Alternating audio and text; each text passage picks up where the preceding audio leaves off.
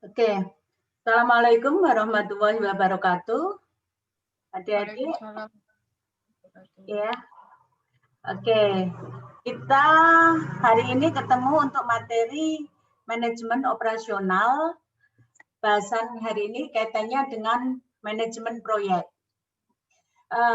Selain manajemen proyek, saya juga ingin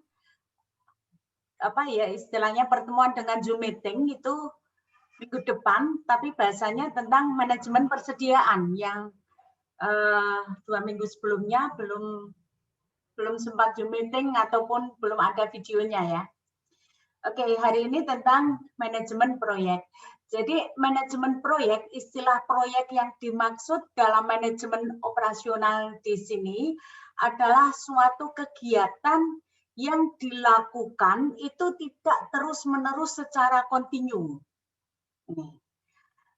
Jadi istilah proyek itu kalau digambarkan itu seperti suatu pekerjaan yang bisa dikatakan lebih rumit karena selalu berubah menyesuaikan dengan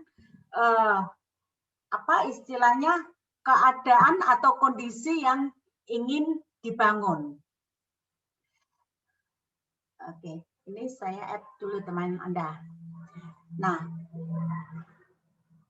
latar belakang dari manajemen proyek adalah proyek-proyek secara khusus terus-menerus direncanakan dan diproduksi dalam setiap tipe organisasi.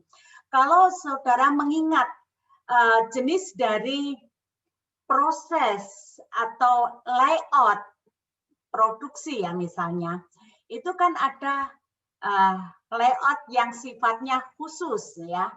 Nah, layout yang sifatnya khusus itu biasanya digunakan untuk proyek. Nah, yang dimaksud itu di sini ini.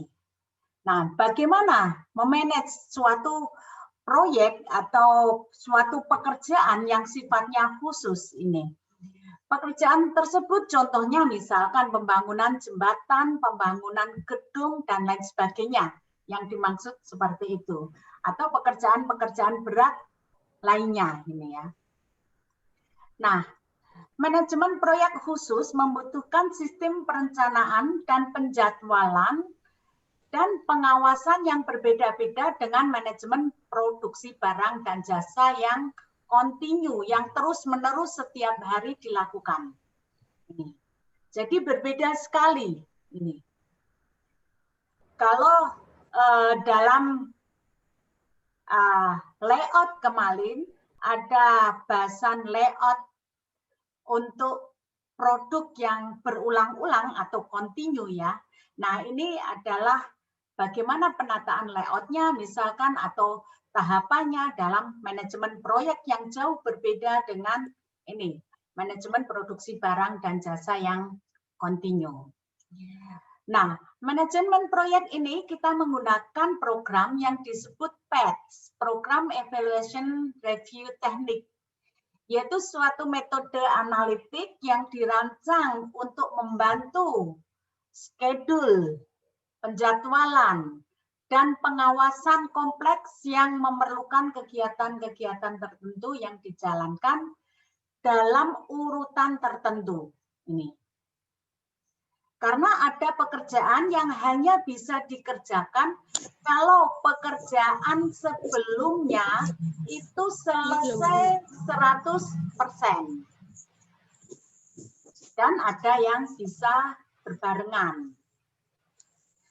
Dalam manajemen proyek ini biasa juga disebut analisa network atau jaringan kerja.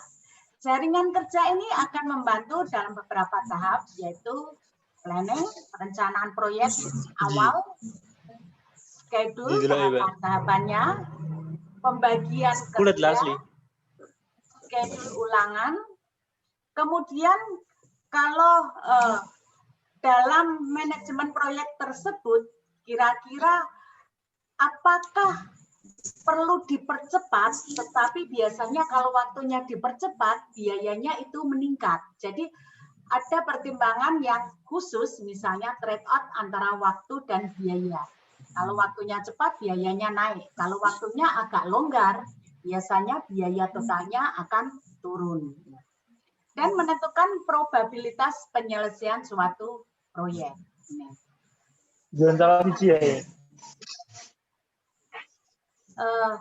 Dalam manajemen proyek ini ada tahapan umum ya, atau yang digunakan, yaitu perencanaan, penjadwalan, dan pengawasan. Ini ya. Perencanaan, penjadwalan, dan pengawasan. Perencanaan meliputi kegiatan identifikasi waktu, biaya, jalur, dan lain sebagainya. Schedule meliputi kegiatan sumber daya yang diperlukan itu berapa jumlahnya, tenaga kerja, mesin, dan lain sebagainya. Dan tahap pengawasan. Jadi dalam manajemen proyek ini sebenarnya banyak apa istilahnya ya, banyak modifikasinya. Tapi di sini nanti saya bahas yang apa istilahnya, yang tahapan dasarnya dulu ya. Karena kalau sampai keseluruhan tentang modifikasi tenaga kerja, tentang biaya, tentang percepatan, itu tidak bisa satu pertemuan soalnya. Mungkin bisa sampai 3-4 pertemuan ini. Nah, simbol atau metodologi dalam menggambarkan kegiatan manajemen proyek ini ada 3 macam, yaitu panah mewakili kegiatan, panah putus-putus mewakili kegiatan semu atau dummy activity. Nah, dummy atau kegiatan semu ini bukan kegiatan, tetapi merupakan suatu syarat dalam penggambaran agar mempermudah untuk menjelaskan.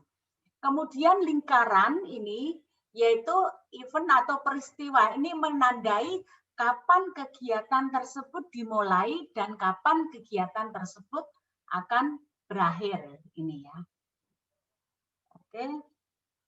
Nah, persyaratan umum dalam pekerjaan ini karena berbagai kegiatan tidak dapat dimulai sebelum kegiatan lain diselesaikan, misalkan 100%, dan mungkin ada kegiatan lain yang dapat dilaksanakan bersamaan dan atau tidak saling bergantung sehingga harus dibuat urutan pekerjaan. Nah, di sini dalam manajemen proyek nanti kita akan mengenal beberapa dalam event atau lingkaran itu ya, itu akan mewakili waktu kapan paling cepat dimulai atau waktu kapan paling lambat dimulai, serta waktu kapan paling cepat selesai dan waktu kapan paling lambat selesai. Kalau ini arahnya itu untuk mempertimbangkan trade-off antara percepatan waktu dan tambahan biaya sebenarnya. Kemudian, nah ini yang perlu diperhatikan. Dalam manajemen proyek itu kita fokus ke jalur kritis atau critical path. Apa itu jalur kritis? Adalah jalur terpanjang pada network dan waktunya menjadi waktu penyelesaian minimum yang diharapkan untuk masing-masing alternatif. Contohnya begini, untuk membangun rumah, sebelum membangun dinding, maka fondasi harus selesai 100%. Ya kan? Kalau hanya 80% fondasi selesai, maka bangunan tersebut dinding tidak bisa dimulai, pembangunan dinding misalnya. Berarti ada tahapan yang harus selesai 100%. Tetapi juga ada yang tidak, misalnya bisa dilakukan bersamaan. Pada pemasangan istilahnya pintu dengan pemasangan jendela, mungkin bisa bersamaan dilakukan. Walaupun pembangunan dinding bangunan belum selesai, tetapi pintu dan jendela juga bisa diselesaikan. Artinya pembangunan dinding baru 80%, kegiatan pemasangan pintu bisa diselesaikan, ya. Tetapi kalau untuk contoh yang fondasi itu harus selesai 100%. Nah, sehingga jalur kritis itu apa? Jalur terpanjang pada network, pada diagram kerja. Dan waktunya ini menjadi waktu penyelesaian paling cepat, paling minimum yang diharapkan untuk masing-masing alternatif. Nah, perlu diperhatikan kalau kita menunda dari kegiatan pada jalur kritis akan menyebabkan tertundanya seluruh kegiatan proyek. Sehingga kuncinya itu nanti kita menemukan ini, jalur kritis. Yang kedua, penyelesaian proyek secara keseluruhan dapat dipercepat bila kita dapat mempercepat penyelesaian kegiatan pada sepanjang jalur kritis. Slack atau kelonggaran waktu terdapat pada kegiatan yang tidak merupakan jalur kritis. Ini memungkinkan kita mengadakan relokasi tenaga kerja dari kegiatan-kegiatan tertentu ke kegiatan kritis, ya. Oke, jadi kuncinya di sini, jalur kritis ini. Nah, untuk lebih mudahnya, misalkan ada salah satu soal, di sini adalah simbol kegiatannya A, B, C, sampai I. Nah, lama kegiatannya, kegiatan pekerjaan A itu 7 hari, kegiatan B 4 hari, kegiatan C 10 hari, D 1 hari, dan seterusnya. Nah, kegiatan A, ini kegiatan awal. Kemudian setelah kegiatan A selesai 100%, baru bisa melanjutkan kegiatan B dan kegiatan C. Setelah kegiatan B selesai, baru bisa melanjutkan kegiatan-kegiatan seterusnya.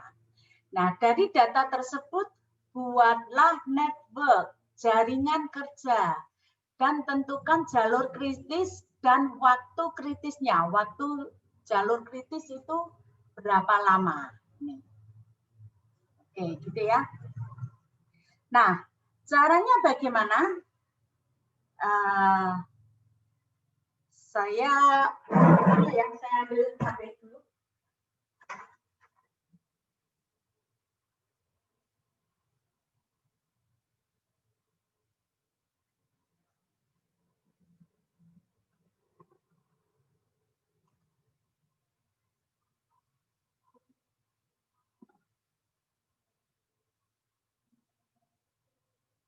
Oke, bentar.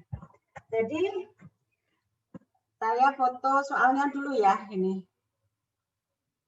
Bagaimana cara penyelesaian soal ini? Kita selesaikan sama-sama, misalnya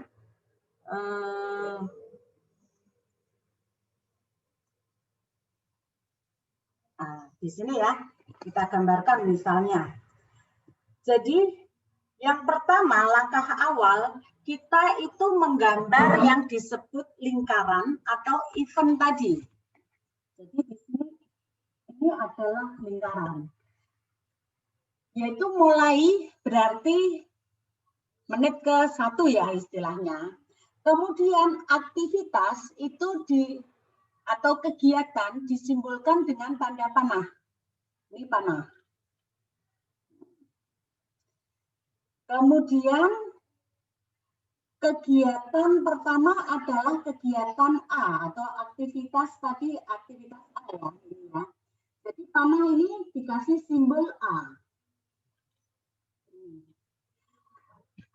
Kegiatan A itu 7 hari. 7 hari. Berarti dari hari ke-0 Sebentar.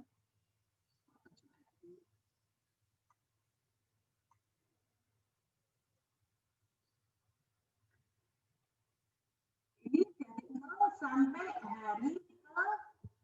Hari ke-7 ya. Ini.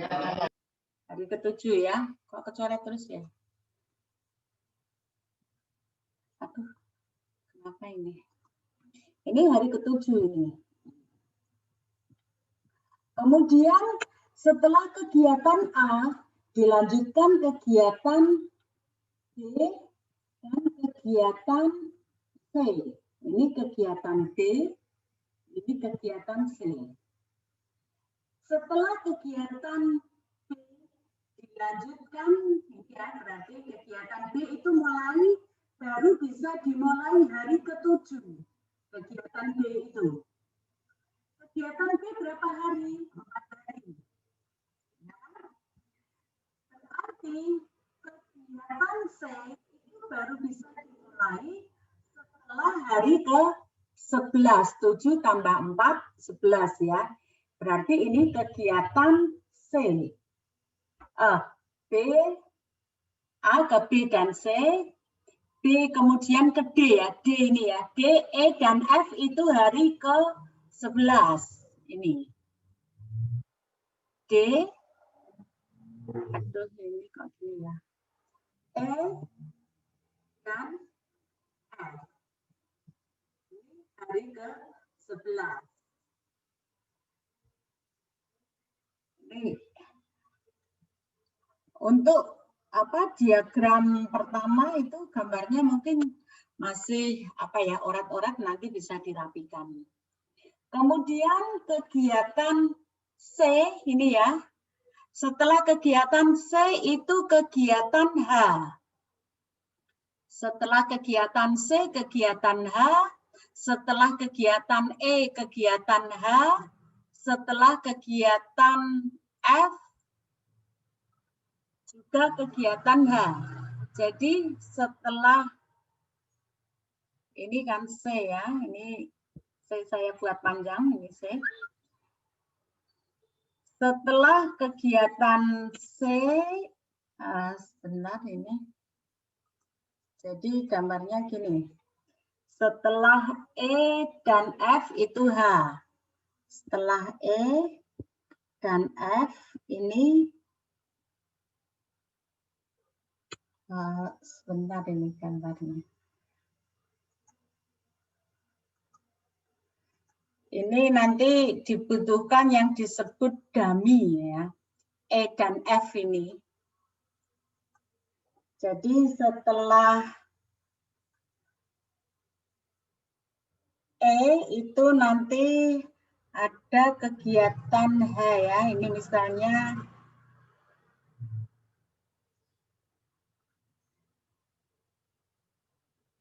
ini gini. Ini dibutuhkan yang disebut dummy ini ya. Ini kenapa ya? Kok nggak bisa untuk nulis ya? Kemudian ini adalah kegiatan H. Ini. Kegiatan H dilakukan setelah C ini ya, C ini. Setelah C ini juga ke sini. Kegiatan E dan kegiatan F. Itu kegiatan H. Kemudian setelah kegiatan D, kegiatan G ya. Setelah kegiatan D, kegiatan G ini G dan H ini. G dan H bertemu di sini, ini kegiatan I. Nanti saya lampirkan gambarnya yang bagus ya. Jadi gini, saya ingin menjelaskan, terlihat ya gambarnya ini walaupun orat-orat ya.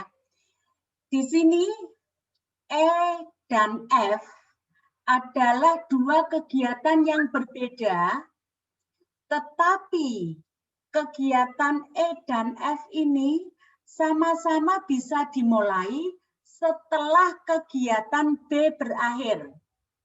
Baru bisa mulai pekerjaan E dan F.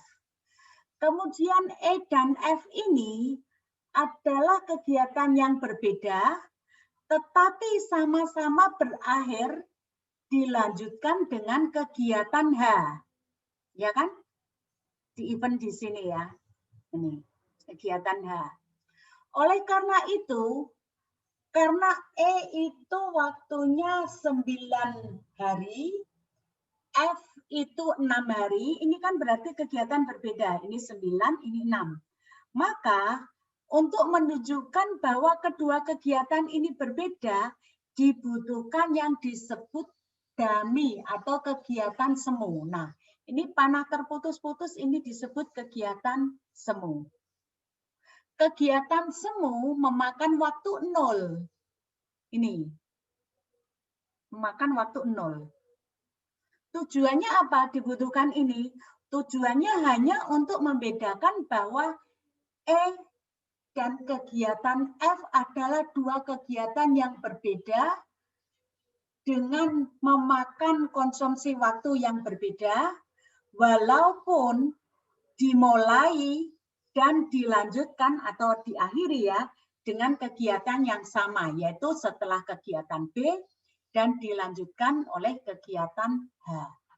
Gitu ya. Kemudian setelah kita runtut ya, ini ya. Jadi cara menggambarkannya tadi, kegiatan A, setelah A yaitu B dan C, setelah B itu kegiatan D, E dan F, kemudian kegiatan H ini dimulai setelah kegiatan E, kegiatan F, dan kegiatan C berakhir, baru bisa memulai kegiatan H ini. Kemudian kegiatan G setelah kegiatan D berakhir, dan G dan H ini berakhir setelah kegiatan selesai dilanjutkan kegiatan I. Kemudian setelah itu kita mengisi waktunya, kegiatan A 7 hari.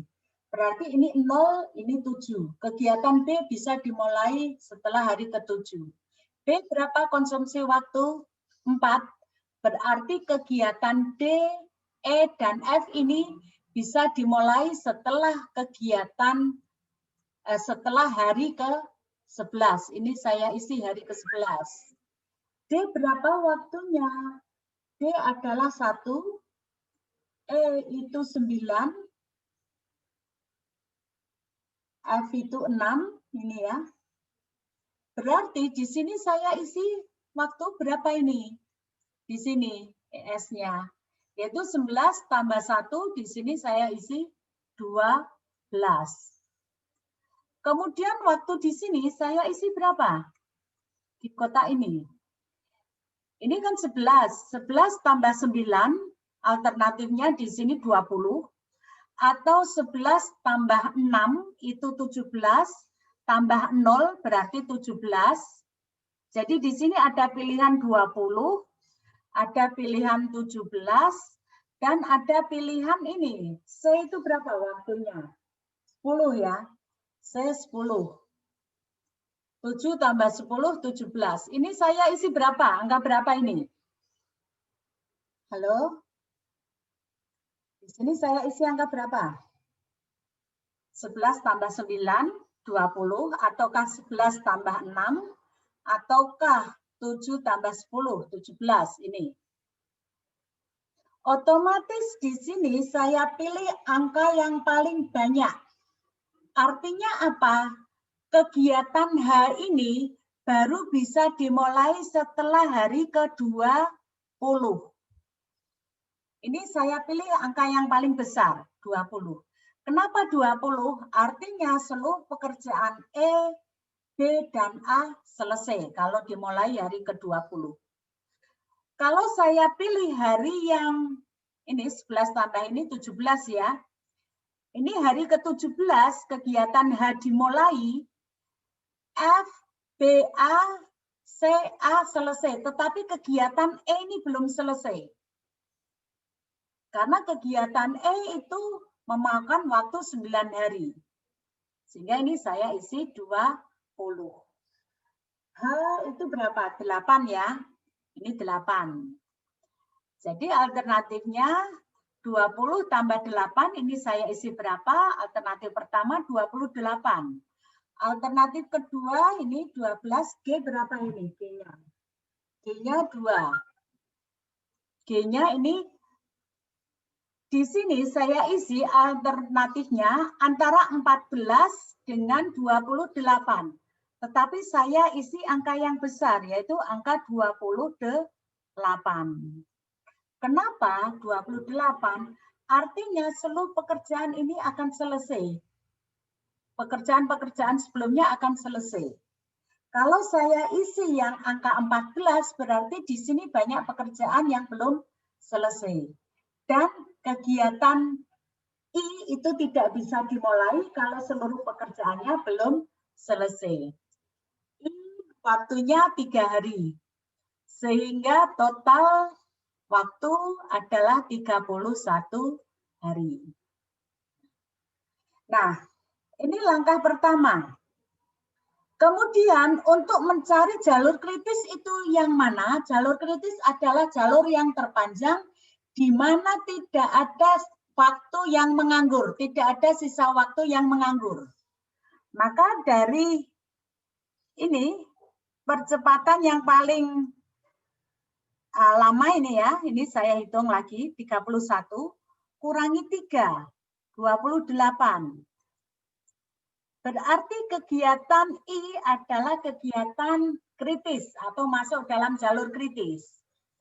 28 saya kurangi 8, ini 20.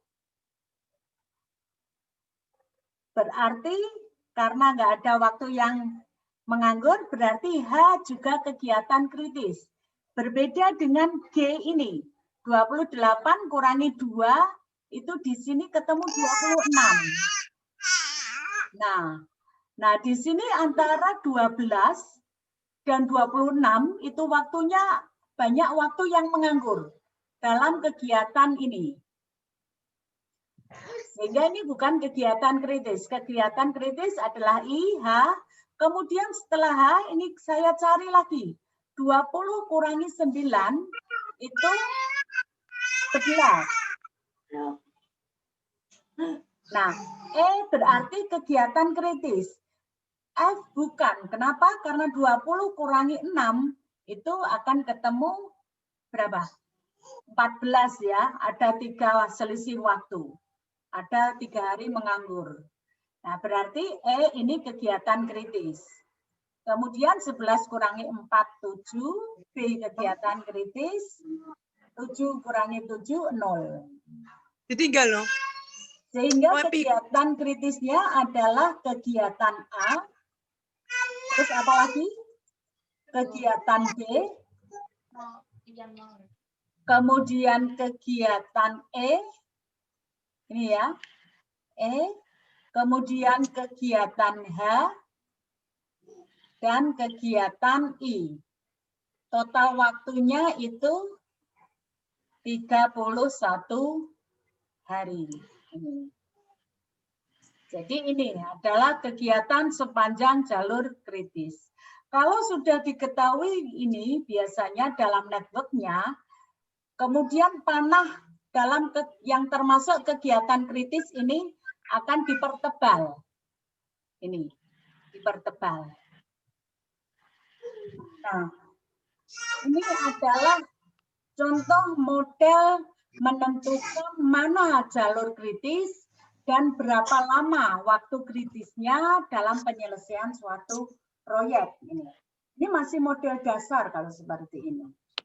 Tetapi di sini juga misalkan ada contoh kegiatan semu. Kegiatan semu itu bisa dimulai di sini atau setelah ini, sebelum F atau setelah F itu bisa ya. Kegiatan semu. Oke, ada pertanyaan ini untuk materi yang jalur kritis?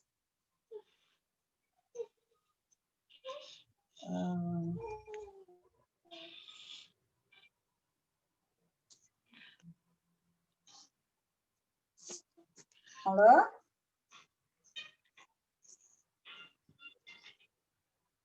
Ada pertanyaan ini? Belum, Bu.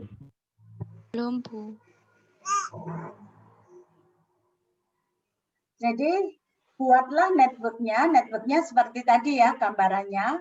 Kemudian jalur kritis itu jalur sepanjang kegiatan yang terpanjang tadi, ada 31 hari totalnya ini, dan waktu kritisnya itu adalah kegiatan-kegiatan di mana tidak ada waktu yang menganggur. Semua waktu digunakan. Nah, kemudian kalau kita bahas tentang biaya dan waktu percepatan proyek, ini biasanya itu kalau kita bisa mempercepat sepanjang jalur kritis dengan kenaikan biaya yang paling murah, maka proyek tersebut akan dipercepat. Tetapi kalau tidak bisa dipercepat lagi, maka sepanjang jalur kritis tadi dengan total waktu 31 hari adalah waktu penyelesaian proyek yang paling cepat. Oke, kira-kira seperti itu ya. Ini jalur kritisnya.